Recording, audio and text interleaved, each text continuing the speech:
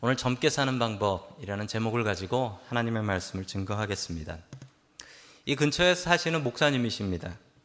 저보다는 나이가 좀 위이시고 한 50대이신 목사님이신데 그 목사님께서 커피 사 먹으러 커피집에 들어가셨답니다. 커피 달라고 했더니만 시키지도 않고 말하지도 않았는데 직원이 시니어 디스카운트를 해줬다고 합니다. 흰머리가 그 목사님 좀 있으신 분이시거든요. 목사님이 어떻게 하셨냐면 속으로는 아니 내가 노인으로 보이나 하면서 내가 50대인데 기분이 나빴지만 할인되는 금액 때문에 꾹 참고 조용히 커피를 받아 나와서 밖에서 커피를 마시는데 그날따라 커피가 그렇게 쓰더랍니다. 참 인생 쓰다. 커피가 인기 있는 이유는 인생의 맛이 쓰기 때문이라고 누가 그러더라고요. 나이가 들면 젊게 살려면 어떻게 살아야 될까요? 그러면 나이가 들면 나타나는 현상들이 무엇이 있을까요? 10가지 나타나는 현상들이 있습니다. 리스트를 보여드릴 테니까 여러분들이 보시고서 본인이 몇 개가 해당되는지 체크를 해 주십시오. 나이가 들면 나타나는 현상 첫 번째, 최근 일은 잊어버리고 과거의 일을 열심히 이야기한다. 확인되신 분들은 체크를 해 주십시오. 두 번째, 자기 중심적이 되어서 주위 사람들의 기분을 생각하지 않는다. 세 번째, 재촉받는 것을 아주 싫어한다. 남이 이게 재촉하고 빨리 가자고 그러는 거 싫어. 오늘 교회 오면서 재촉당하는 게 싫었던 분들은 체크하세요. 네 번째, 말이 많아지고 남의 일에 남의 간섭을 아주 싫어한다. 남한테는 간섭을 하지만 남이 간섭하는 건 못 참는다는 얘기예요. 다섯 번째, 새로운 것에 대한 도전을 하지 않는다. 즉 새로 컴퓨터 아예 필요 없어. 저거 없어도 살았어. 스마트폰 아예 필요 없어. 저거 없어도 살았어. 그러니까 새로운 건 다 피하는 거예요. 자, 여섯 번째, 다른 사람과 어울리는 게 싫다. 다른 사람 눈치 보는 것 자체가 싫은 거죠. 일곱 번째, 시끄러운 것이 싫다. 시끄러운 음악 싫고 또 애들 뛰어노는 거 정말 싫다. 여덟 번째, 사회의 변화가 싫다. 즉 사고방식이 자꾸 보수적으로 완고적으로 바뀌는 것이죠. 아홉 번째, 계획을 변경할 수가 없다. 한 번 정하면 그냥 끝이다. 그냥 그대로 가는 거다. 열 번째, 자꾸 버리라고 그러는데 그걸 못 버리고 계속 모으고 있어요. 다 그거 하나하나마다 사연이 있어요. 다 이야기가 있어서 못 버리겠어. 남은 자꾸 그 쓰레기 같은 거 버리라고 그래. 그럼 화가 나. 자, 여러분 몇 개나 체크하셨습니까? 여러분 거기다 곱하기 10을 해 주십시오. 예. 하시는 분도 계시고 애게 그러시는 분도 계실 텐데 그게 여러분들의 정신 연령이랍니다. 생각해 보시면 야 나는 적게 나왔다라고 하시는 분도 계시고 어머 내가 80대야 라고 하시는 분도 혹시 100살 넘으신 분 계신지 모르겠네요. 우리의 진짜 나이가 있고요. 그 나이보다 어떤 분들은 젊게 사시는 분도 계시고 어떤 분들은 더 늙게 노인같이 사시는 분도 계십니다. 여러분 오늘 성경 말씀에 보면 아주 젊은 사람 하나가 나오는데 그 엘리후라는 사람입니다. 그 사람은 어떻게 젊게 살까요? 그리고 어떤 젊은 모습을 보이고 있을까요? 오늘 하나님의 말씀을 통해서 우리의 나이가 하나라도 젊어질 수 있기를 주님의 이름으로 간절히 축원합니다. 아멘. 첫 번째 하나님께서 우리에게 주시는 말씀, 젊게 살기 위해서는 겸손하게 살아야 한다라는 말씀입니다. 겸손해야지 젊게 살 수 있습니다. 젊은 사람일수록 겸손합니다. 맞습니까? 그렇습니다. 똑같은 조언을 그렇게 하지 마세요라는 조언을 똑같은 조언을요 젊은 사람들한테 하면 알겠습니다 목사님 그럴 가능성이 좀 더 높아요. 특히 아이들한테는요 아이들은 겸손해서 아이들은 야 그거 그러면 안 된다라고 이야기를 하면 네 그러고 알아듣고 그렇게 하지 않으려고 합니다. 똑같은 이야기를 나이 드신 분한테 그렇게 하면 안 됩니다라고 하면 네 그러시는 분도 계시고 당신이 알긴 뭘 알아 라고 이야기하시는 분도 계십니다. 속으로는 그럴 수 있겠죠. 여러분 겸손은 젊을수록 더 겸손하게 이야기합니다. 겸손한 자세가 있습니다. 그게 참 맞는 이야기 같습니다. 한국 사회를 좀 살펴보자면 한국 사람들은요 만나면 먼저 이름 물어봅니다. 그 다음에 뭐 물어보죠? 미국에서 물어보면 안 되는데 나이를 물어봐요. 또 나이 물어보고 또 뒷조사 다 합니다. 뭐 결혼은 어떻고 뭐 하시고 뭐 이런 거 다 물어봐요. 미국에선 그거 물어보면 안 되는데 그거 물어봅니다. 못 물어보면 어떻게 물어보냐면요, 돌려서 물어봅니다. 혹시 띠가 무슨, 그럼 대충 거기다 12를 곱하면 이제 답이 나오니까 띠가 어떻게 되시죠? 라고 하든지, 아니면 결혼을 물어보고 자녀분들이 이러면서 또 돌려서 물어보고 끝내는 이야기. 그래서 나이 알아내면은 그 다음에 내가 나이가 많으면 내가 언니네, 내가 형이네, 말라도 되지? 라고 하면서 말을 벌써 놓고서 되냐고 물어봅니다. 나이가 들어도 겸손할 수 있다면 그것은 참 복된 일입니다. 뭐 여러 겸손한 분들이 계시지만 제 머릿속을 확 스치고 지나가는 겸손한 분 한 분이 계십니다. 전에 있었던 교회 장로님이신데 그 장로님 참 겸손하신 분이었어요. 공부 너무너무 잘하시고 그리고 사회적으로도 너무너무 출세하셔서 대그룹에서, 아주 큰 그룹에서 사장님까지 하셨던, 그리고 은퇴하신 분이십니다. 이분이 교회에서 일을 하셨는데 이 교회 일을 하시면서 그분의 겸손한 태도에 제가 참 놀랐어요. 제가 아들뻘입니다. 아들뻘인 저한테도 항상 한 번도 말을 낮추신 적이 없고 존댓말로 하셨고, 뭐 저야 당연히 전도사였으니까 그랬겠죠.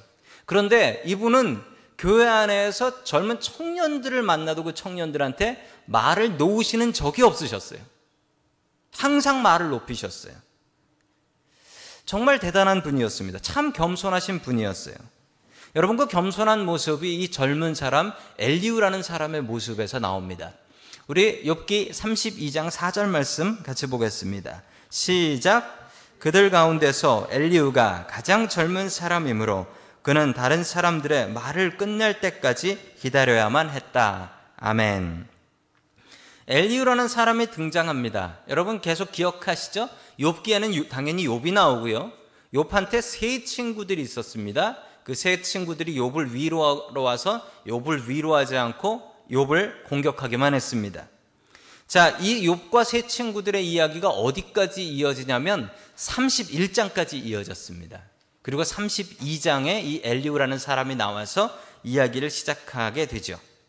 거기에 나오는 4절의 말씀을 보시면은 엘리후는 어떤 사람이라고 나오죠? 가장 젊은 사람이었다. 그 중에서 가장 어린 사람이었다라는 것입니다. 그래서 어떻게 해야 됐습니까? 다른 어른들이 이야기하는 것 다 듣고 기다린 다음에 이야기해야 됐다라는 것이죠. 그 당시 사람들의 풍습입니다. 어른들이 이야기할 때는 끼어들지 않는다. 여러분, 이 전통은 우리 한국 사람들한테도 있지요. 한국 사람들도 어른들이 이야기할 때는 끼어들지 않는다. 미국에서는 조금 다른가 봅니다. 저희 아이들이 그 실수를 자주 해요. 그러면 항상 할 때마다 야, 어른들이 이야기하시고 나서 이야기하는 거다라고 가르쳐 줍니다. 참 좋은 전통인 것 같습니다. 엘리후는 그런 예절을 잘 지키던 사람이었습니다. 우리가 살아가고 있는 지금 이 시대를 포스트 모던 시대다라고 이야기를 합니다. 포스트 모던의 가장 큰 특징은 기존의 질서가 깨어지는 것입니다. 기존의 질서가 무엇입니까? 기존에는 나이가 드신 분, 나이가 있다라는 것만으로도 존경을 받았습니다. 그런데 지금 그렇습니까? 지금은 별로 그런 것 같지 않습니다. 포스트 모던 시대는 그런 기존의 질서들이 깨지는 것, 그 중에 그 권위가 깨지는 것 중에 나이에 대한 권위가 깨지고 무시당할 때가 너무 많이 있습니다. 저희 교회는 어떻습니까? 저희 교회를 곰곰이 이렇게 살펴보면 우리들이 어른들을 많이 존경하고 있는지 다시 한번 생각해 봅니다. 식사할 때 어떤가요? 식사할 땐 참 좋은 것 같습니다. 우리 어르신들이 줄 서지지 않도록 젊은 분들이 이렇게 식사 타다 드리잖아요. 그 참 보기 좋은 것입니다. 어르신들이 힘드실 때 우리가 도와주면 우리가 아마도 그렇게 나이가 되면 누군가 그렇게 도와주지 않을까요?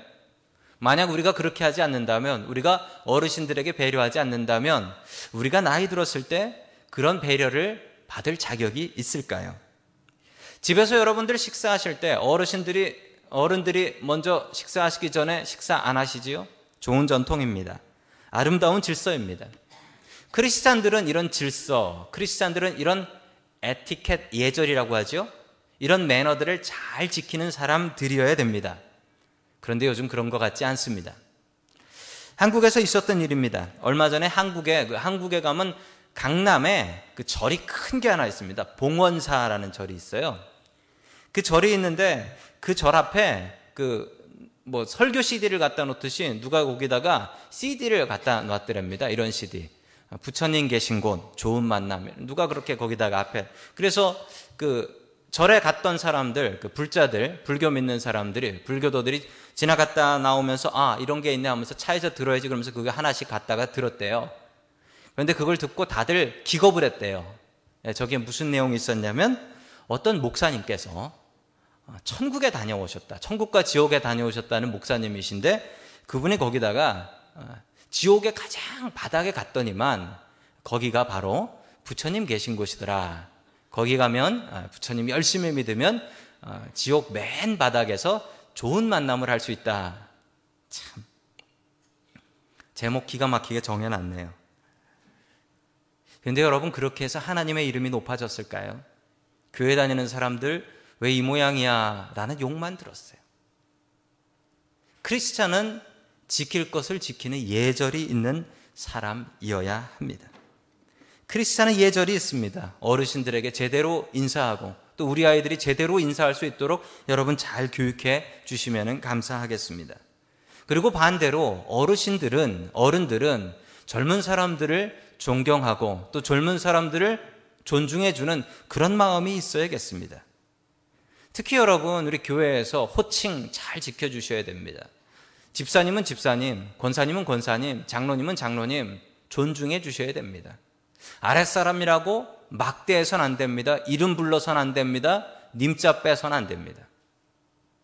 교회에서 청년들 대할 때 어떻게 하셔야 됩니까? 청년들 대할 때 청년들에게 님자까지는 붙이지 않는다고 하더라도 여러분 형제 자매라는 말은 꼭 붙이셔야 됩니다.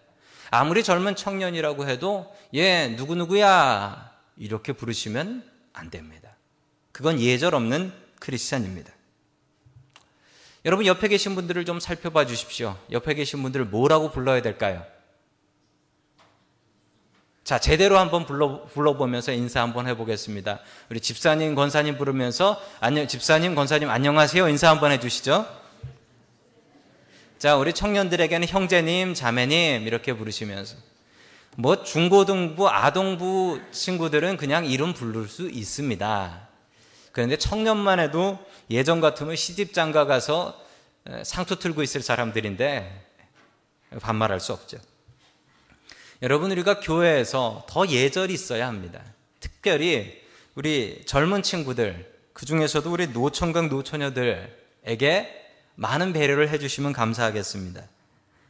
여러분 우리 노총각 노처녀들에게 상처 주는 말이 있습니다. 무엇일까요? 아시네요. 왜 결혼 안 해?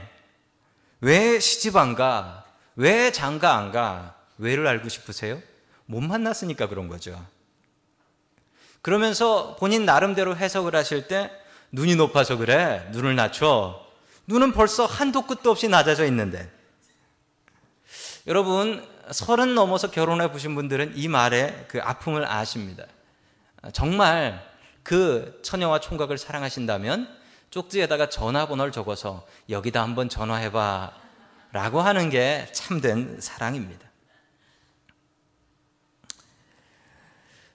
전에 어느 젊은 교인집에 신방을 가는데 제가 부목사하고 담임 목사님을 모시고 갔는데 그 목사님 항상 입버릇처럼 말씀하시던 게 있었습니다. 결혼하면 애부터 낳아야 된다. 이 얘기였습니다. 마침 그 집에 신방을 갔는데 결혼한 지 7년이 됐는데 아직 아이가 없었습니다. 둘 다 직업이 있었습니다. 그래서 목사님께서 오해를 하셔서 왜 아이를 안 낳아? 결혼했으면 애부터 낳아야지 라고 이야기를 하셨습니다. 그런데 후에 그분들의 사정을 듣고 깜짝 놀랐습니다. 7년 동안 아이가 생기지 않는 것이었습니다. 큰 말실수였죠. 여러분 우리가 좀 더 예절 있는 크리스찬이 되어야 되겠습니다. 엘리후처럼요. 엘리후처럼 들어주는 귀가 있어야겠습니다. 31장, 31장이나 들어줬습니다. 그 얘기를 쥐 죽은 듯 정말 엘리후라는 사람은 있는 줄도 몰랐습니다. 그런데 다 듣고 있었습니다. 예절 있는 크리스찬이었습니다. 여러분 우리도 엘리후처럼 예절 있는 그런 크리스찬들 될 수 있기를 주님의 이름으로 간절히 축원합니다. 아멘. 두 번째 젊게 사는 방법, 준비하면서 살라라는 것입니다. 준비하는 사람이 젊습니다. 준비하는 사람이 젊은 사람입니다. 젊은 사람은 준비하면서 삽니다. 엘리후라는 이 사람은 잘 들었습니다. 31장이나 그냥 쥐죽은 듯 듣고만 있었습니다. 경청이라고 하죠. 영어로는 active listening입니다. 설교를 경청하려면 어떻게 해야 될까요? 설교를 제대로 들으려면 active listening은 그냥 아무것도 안 하고 꼼짝 않고 저만 바라보고 있는 게 잘 듣는 것일까요? 그건 잘 듣는 것이 아닙니다. 더 잘 듣는 방법이 있습니다. 설교를 더 잘 듣는 방법은 반응이 있는 거예요. 여러분들이 이 하나님의 말씀을 즐기는 겁니다. 기쁜 말씀에는 웃을 수 있고, 슬픈 말씀에는 눈물 흘릴 수 있고, 그리고 맞는 말씀엔 아멘 할 수 있고, 또 중요한 말씀은 적을 수 있고, 이게 경청입니다. 이게 액티브 리스닝입니다. 엘리후는 그렇게 했습니다. 가만히 앉아서 31장이나 되는 그 지루한 말씀을 그냥 지키고 있었던 것이 아니고 그 이야기를 잘 들으면서 그 이야기 중에 뭐가 바른 말씀이고 뭐가 틀린 말씀인지를 정확하게 분석하면서 듣고 있었다라는 겁니다. 엘리후의 이야기, 엘리후가 그 후에 이야기를 하는데 그 이야기에 욥과 세 친구는 변명을 하지 못합니다. 왜냐하면 너무 정확한 이야기를 했기 때문입니다. 어떻게 엘리후는 이렇게 정확할 수 있을까요? 그가 똑똑했기 때문일까요? 아니요. 그는 들으면서 준비했습니다.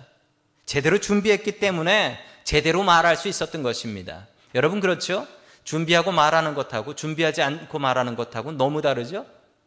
누구 앞에서 프리젠테이션 할 때 얼마만큼 준비했느냐가 얼마만큼 제대로 말할 수 있는가를 결정합니다.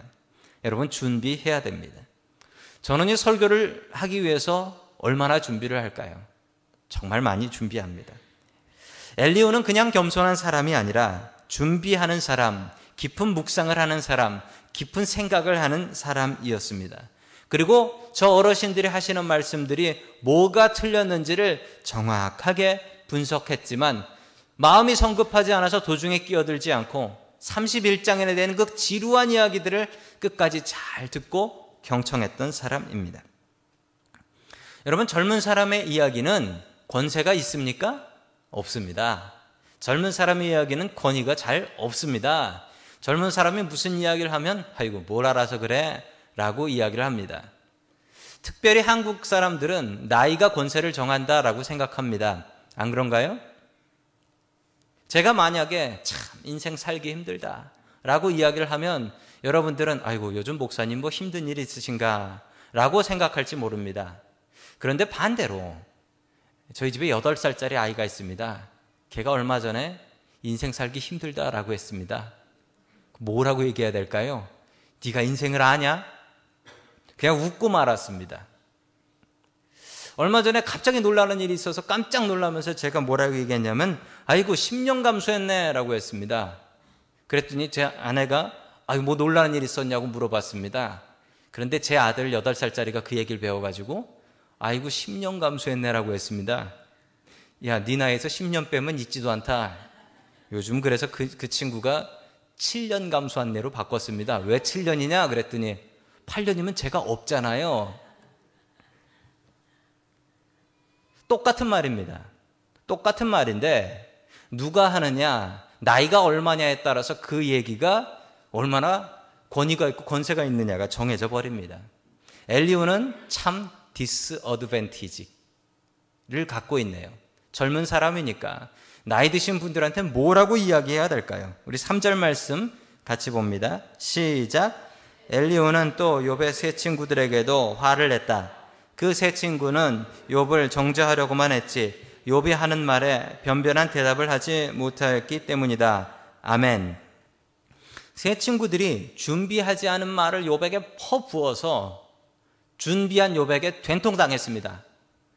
준비된 욥이 이야기를 하자 세 친구들은 그냥 머뭇머뭇거리다 그냥 끝나버리고 끝내 결론은 하나님이 잘못됐다라는 말도 안 되는 결론이 나왔습니다. 욥은 의인이라서 아무 문제가 없는데 의인을 괴롭힌 하나님이 악한 하나님이네 라는 기가 막히고 말도 안 되는 결론이 나왔습니다. 이 결론을 뒤집기 위해서 엘리후가 한마디도 이야기하지 않고 31장까지 기다렸습니다. 여러분에게는 이런 인내심이 있습니까? 그리고 기다리면서 준비하는 그런 준비성이 있습니까? 여러분, 모세가 하나님의 일을 하기 위해서 얼마를 기다리며 준비를 했지요? 80년을 준비했습니다. 80년. 그래서 40년을 일해요. 80년 준비해서 40년 일했습니다. 준비를 몇 배 했죠?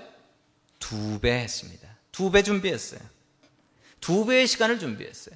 여러분, 엘리후는 지금 32장인데 42장까지 10장을 이야기하기 위해서 31장을 기다리며 준비했습니다. 예수님은 어떻습니까? 3년의 공생애를 준비하기 위해서 몇 년 준비하셨죠? 30년을 준비하셨습니다. 10배의 시간을 준비하셨습니다. 여러분, 중요한 일일수록 준비하는 기간이 길어요. 맞습니까? 맞습니다. 중요한 일일수록 준비하는 기간이 길어요. 군대 훈련소 가보세요. 사병으로 들어가면 받는 훈련이 한 달, 장교로 들어가면 받는 훈련이 6개월. 더 어려운 일을 할수록 그 준비하는 기간이 길어집니다. 세상의 직업들을 한번 보십시오. 준비하는 기간이 긴 그 직업이 어려운 직업이에요. 제가 목사 안수 받을 때 일입니다. 제가 신학교를 간 게 제 나이 30살에 갔습니다. 다른 사람들보다 신학교를 늦게 갔습니다. 직장 다니다 갔으니까요. 늦게 들어가니까 제 마음이 좀 조급했습니다. 저보다 어린 친구들이 더 많으니까 아이고 넌 빨리빨리 해야 돼. 그래서 저는 휴학도 하지 않았고 대학원 3년을 바로 졸업을 했습니다. 그리고 목사고시라는 시험을 치는데 제가 목사고시 첫 해에 한 과목이 떨어졌어요.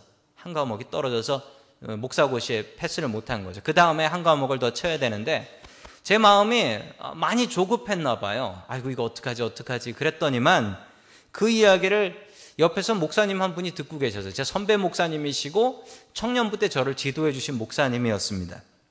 그 목사님께서 저한테 조언을 해 주셨는데 뭐라고 조언을 하셨냐면 김전도사, 목사 안수 일찍 받아서 뭐하게? 목사 안수 일찍 받으면 소고기 사 먹겠지.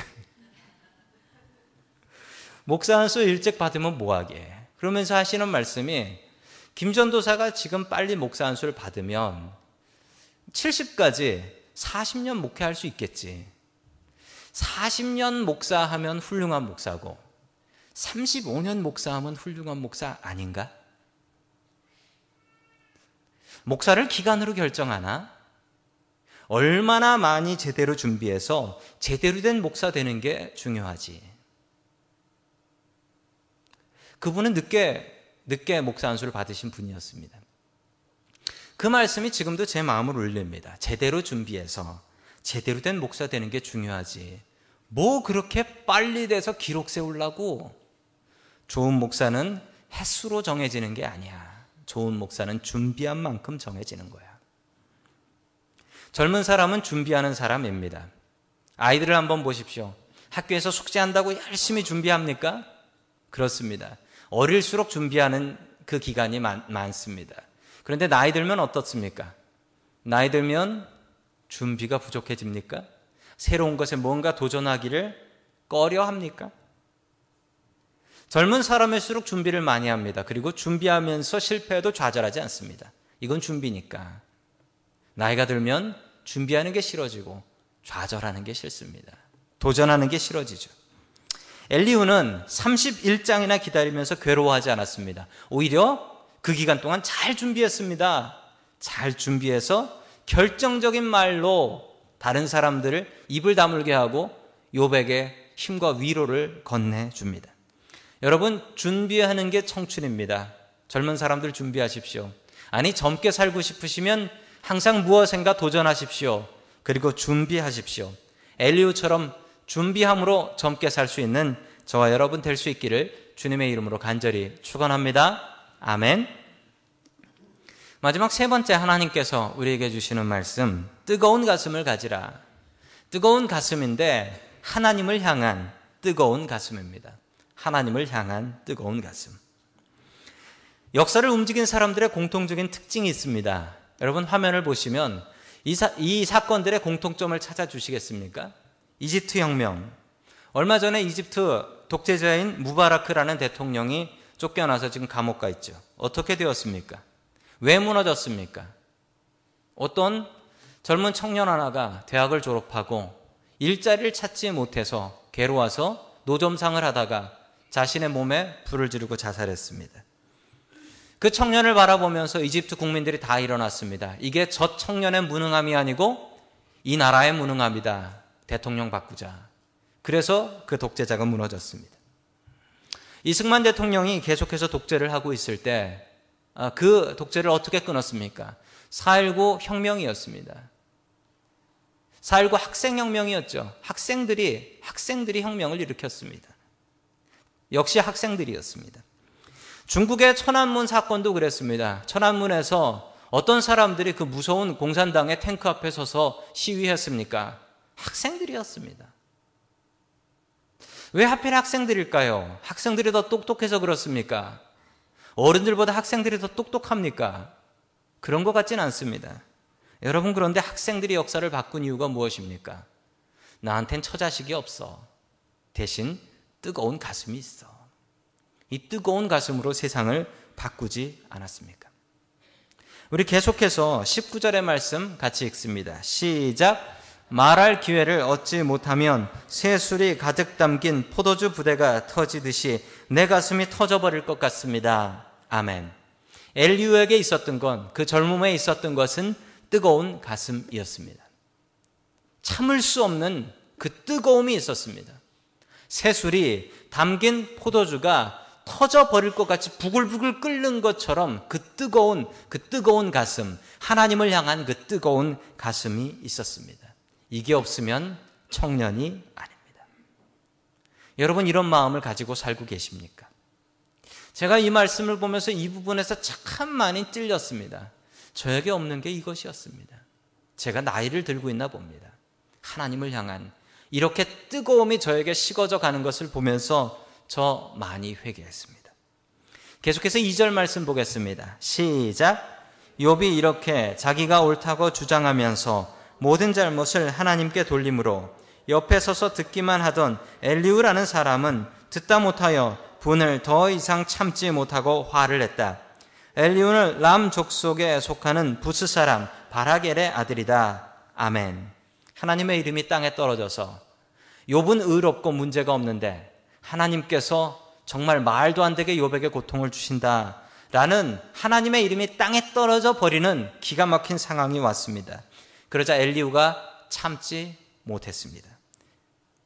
참지 못한 이유는 하나님의 이름이 땅에 떨어졌기 때문입니다.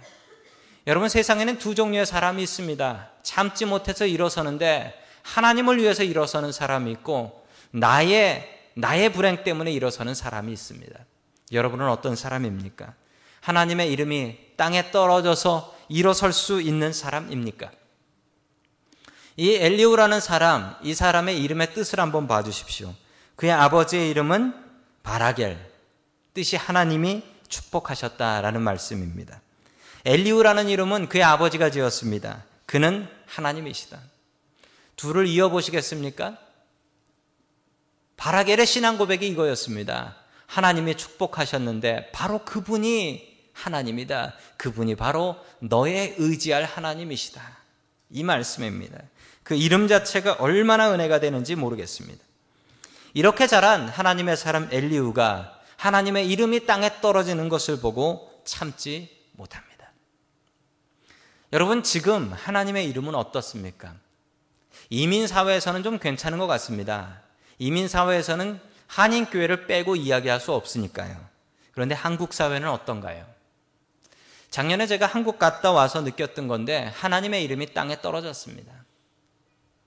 제일 먼저 하나님의 종이라는 목사님들이 잘못하는 게 너무 많더라고요. 그래서 그런 이야기들이 신문에 너무 많이 나요. 너무 많이 나요.